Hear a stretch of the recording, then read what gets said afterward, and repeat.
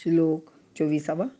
उत्सीदेयुरिमे लोका न कुर्यां कर्मचेदहं संकरस्य च कर्ता स्यामुपहन्यामिमाः प्रजाः.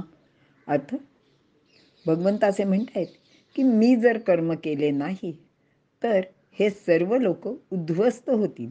इतकेच नाही तर वर्णसंकराचा मी करता होऊन सर्व प्रजांच्या दुर्गतीलाच कारण होईल. विवरण पाहूया. आता भगवंत त्यांनी कर्म केले नाही तर त्याचे परिणाम काय होतील ते सांगत आहेत. ते म्हणतात की मी स्वतःला कृतकृत्य समजून कर्म केले नाही तर हे सर्व लोकच अधोगतीला जातील. कारण अंधानुकरण करणारा सामान्य माणूस भगवंताचे ते वर्तन पाहून कर्म करणार नाहीत. ह्याच्या आधीच्या एका श्लोकात अंधानुकरणाचे गमतीचे एक मी उदाहरण सांगितले होते. तसेच अजूनही एक इथे मुद्दाम नमूद करते की एकदा गंगेवर स्नानासाठी गेल्याला संन्यासी आपला कमंडलू कुठे ठेवायचा असा विचार करतो. त्याला सुरक्षित जागा दिसत नाही म्हणून नदीकाठच्या वाळूत तो पुरून ठेवतो.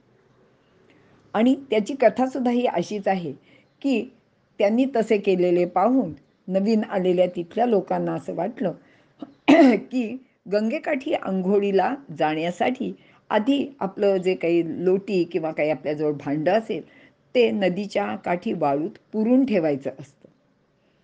आणि ते बघून अनेकांनी आपल्याजवळचं तसे काही भांडी वगैरे आणलेली होती ती पुरून ठेवली. नंतर काय झालं की हा साधू जेव्हा आंघोळ करून परत आला तेव्हा त्याला स्वतःचा कमंडलू कुठेच सापडेना.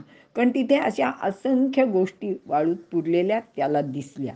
म्हणजे बघा की एखादी गोष्ट कशासाठी करायची याचा लोक विचारच करत नाहीत. आणि एकाने केले की लगेच सर्व लोक तसं करायला तत्पर असतात. इथे समाजात लोक शास्त्रविधीपेक्षा अशा गोष्टी जास्त वेळा करताना दिसतात. आता अलीकडे आपल्या लग्नाकार्यात मेहंदी सोहळा, नाच गाणे, अनावश्यक किमती कपडे, डेकोरेशन, फटाक्यांची आतषबाजी इत्यादी गोष्टींचा धुमाकूळ चाललेला दिसतो. यामध्ये वेळ, पैसा, श्रम यांचा केवढा मोठा अपव्यय होतो याचा विचार कोणीच करत नाही. अमक्या तमक्याने केले आणि माझ्या इथे पण तसंच कार्य झालं पाहिजे हा विचार करून लोक अशा गोष्टी सातत्याने करताना आपल्याला दिसत आहेत. असो, श्रीकृष्ण स्वतः परमात्मा आहे. तो समाजातील लोकोत्तर पुरुषांपैकी एक आहे. समाजाचे नेतृत्व समर्थपणे करणारा तो नेता आहे. अशा परिस्थितीत त्याने कार्य करायचे सोडले तर सर्वजण त्याचे अनुकरण करायला लागून प्रजा नष्ट होण्याचे मार्गाला लागेल आणि याला तो स्वतःच कारण ठरेल.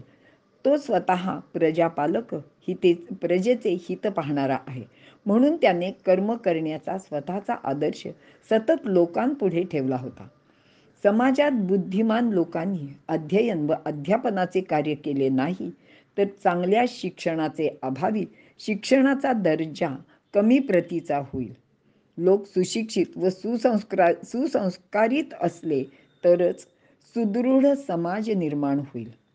आजच्या शिक्षण पद्धतीत निर्माण झालेली दुरावस्था याचे परिणाम आहेत. केवळ जातीनिहाय आरक्षण पद्धतीने योग्य लायक व्यक्ती डावलल्या जातात.